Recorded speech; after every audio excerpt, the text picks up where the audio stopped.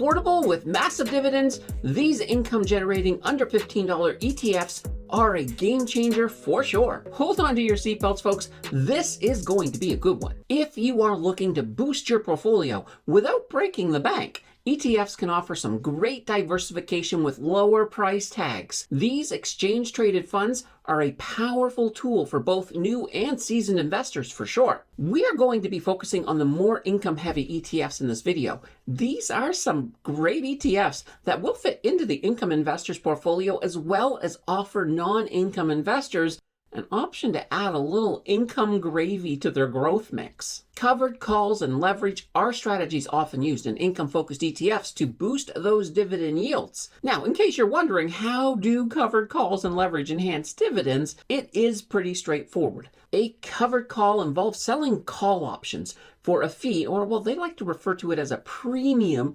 on a stock the ETF already holds. This premium adds to the income that is produced by that stock, and that, of course, is then added onto that dividend that is paid out to the investor. Leverage, on the other hand, allows the ETF to borrow funds to increase its exposure to dividend-paying stocks. By magnifying both gains and losses, leverage can result in higher dividend payouts during favorable market conditions. I do, of course, need to point out that these strategies can also increase the overall risk.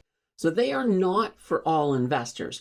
I will, in the near future, do a similar video for non-enhanced ETFs for sure. Speaking of leverage, did you know a sub to the channel is a great way to leverage more future content? For today's list, we do have a few qualifiers for how I selected this group. First, they had to be a monthly dividend-paying ETF that ranged in price from $5 to $15. The next criteria I used is that they had to have a positive total return for both the 3-year and the 1-year time frames. I also only wanted ETFs with at least a full year of history. Today's list is sorted by their 1-year total return, so without any further ado, let's do this. Kicking off this list, we have the Horizons Enhanced Canadian Oil and Gas Equity Covered Call ETF with a ticker of ENCC. This one does have a leveraged version as well, and that is a ticker of ENCL. This ETF provides exposure to Canadian oil and gas companies. It uses a covered call strategy, writing options on up to 33% of the portfolio, aimed at generating additional income from premiums on those options sold. At the time of recording, their current price was coming in at $11.36. Their NAV also coming in at $11.36. Their assets under management, that's $428.80 million. They have a beta of 1.77, so they're quite a bit more volatile than the market average. When it comes to return on equity, they do not provide one. Let's take a look at those fees. They have a management fee of 0.65%. Their management expense ratio, that's coming in at 0.80%. Do note though, if you're thinking of the leveraged version, those fees will be a little bit higher on that version. Looking at dividends, they have a yield of 13.732%. That's a monthly dividend of 13 cents. And I know a few of you might be wondering, the leveraged version does have a higher yield as well, 17.151%. For ENCC, that 5-year average dividend increase, pretty darn big, 66.67%.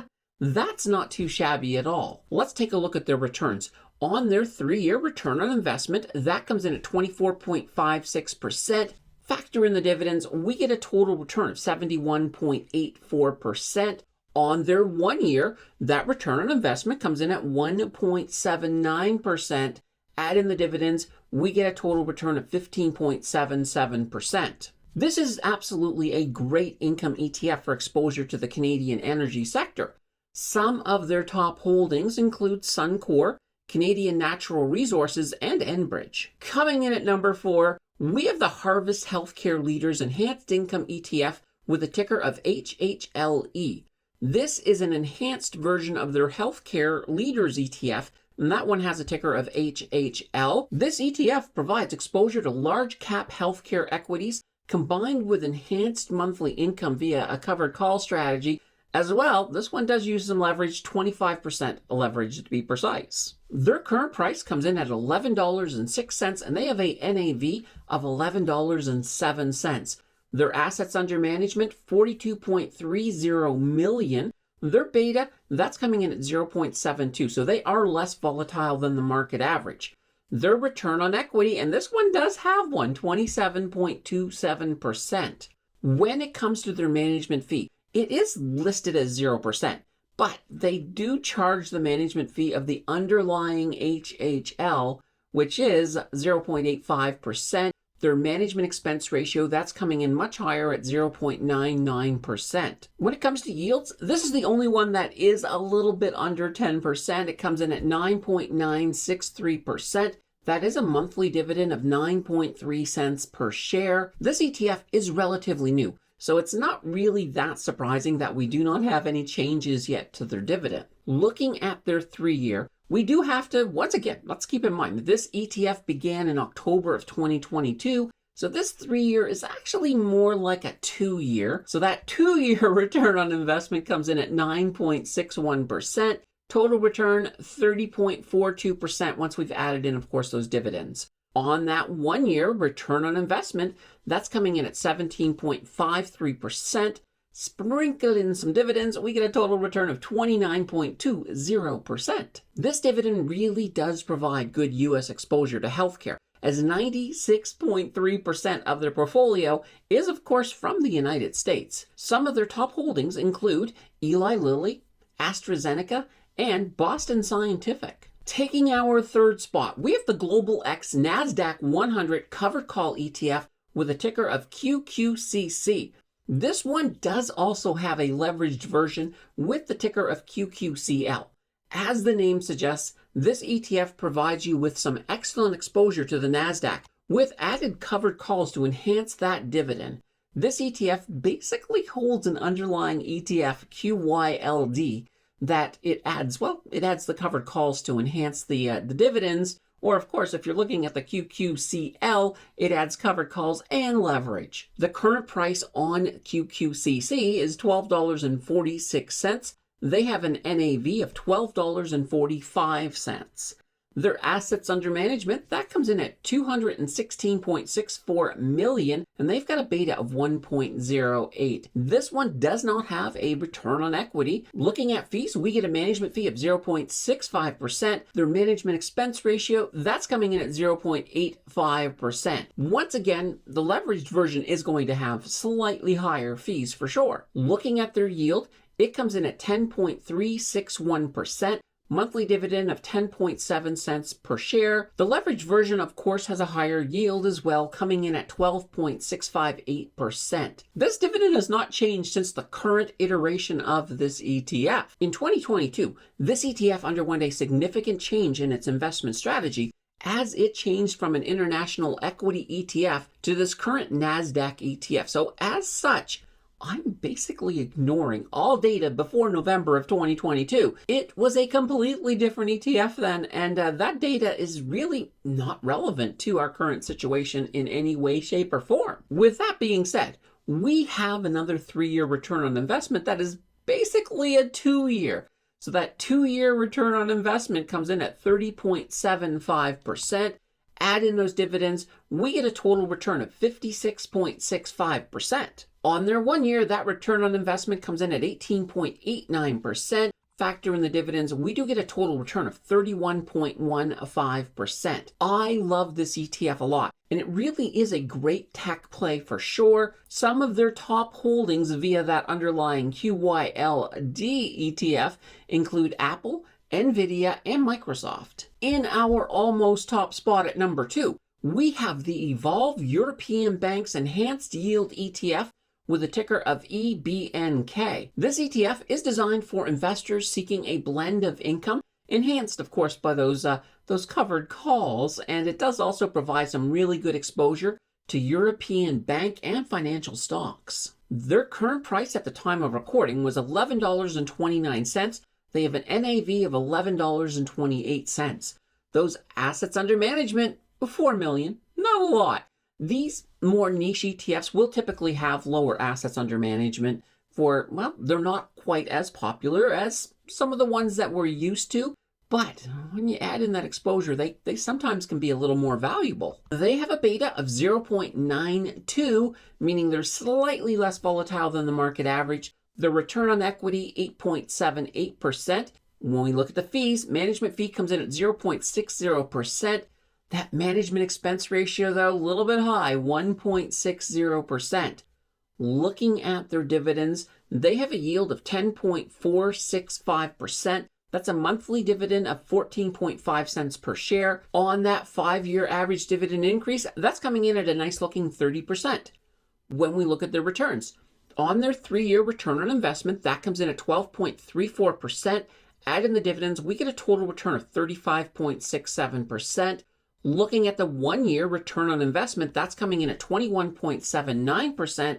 Factor in the dividends, total return 34.14%. This is a great one for international exposure, more of course specifically European exposure. Some of their top holdings include Standard Chartered PLC, UniCredit SPA, and Banco Santander. I hope I said that right. In our top spot at number 1, we have the Hamilton Enhanced US Covered Call ETF with a ticker of HYLD. This ETF holds a slew, and I mean I think there's 10 of other ETFs with an overall goal of providing exposure to US equities.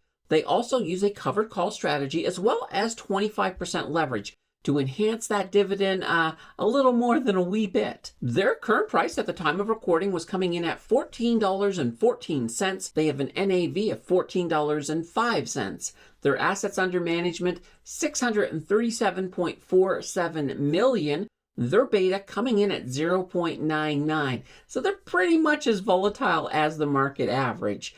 Maybe a tiny little bit less, but it's close. That return on equity for this one, 25.47%. Looking at their fees, they have a management fee of 0.65%, though it can range up to 0.75%, depending on adjustments made to those underlying ETFs. Their management expense ratio, now this one is coming in at 2.64%. You do have to take this one with a teeny grain of salt, as they do not publish it on their site, and I had to pull this number from Morningstar.com. Switching over to the dividends, they have a yield of 11.294%. That's a monthly dividend of 14.3 cents per share. Now, this one has not been around for 5 years, so we don't have a 5-year average dividend increase. Although, since inception, their dividend has gone up from 0.138 to 0.43. So we do have that. There has been some increase. We just don't have 5 years for this piece of data. Looking at their returns on their 3-year return on investment, that comes in at negative 12.34%. Add in the dividends, we get a total return of 14.15%. They did have a rough bear market, as this 3-year data reflects. Looking though at their 1 year, that return on investment comes in at 23.28%. Factor in the dividends, we get a total return of 37.20%. This is a good ETF when the market is going good for sure. Some of their top holdings include Caterpillar, NVIDIA, and AMD. These are some awesome passive income stocks for sure, and they are very affordable, which means add to them often if that is, of course, within your investing goals. Mind you, if you are making a lot of these smaller trades, you may want to make sure you're not paying a bunch of commissions. Wealthsimple is one of my favorite commission-free brokers, and they have a great offer if you want to try them out. Using my link below, they'll give you $25 free when you sign up and fund your account. Full disclosure, they also give the channel $25, so you are helping to support what we do here, and that is pretty awesome. A big thank you for that for sure. If you are interested in any of the ETFs we looked at today, don't forget to put in a whole heaping helping of due diligence before you place any of your hard-earned money on the table. Let's continue that learning journey. Check out this video on dividend stocks under 15 bucks. Thank you for watching, and I will see you in the next video.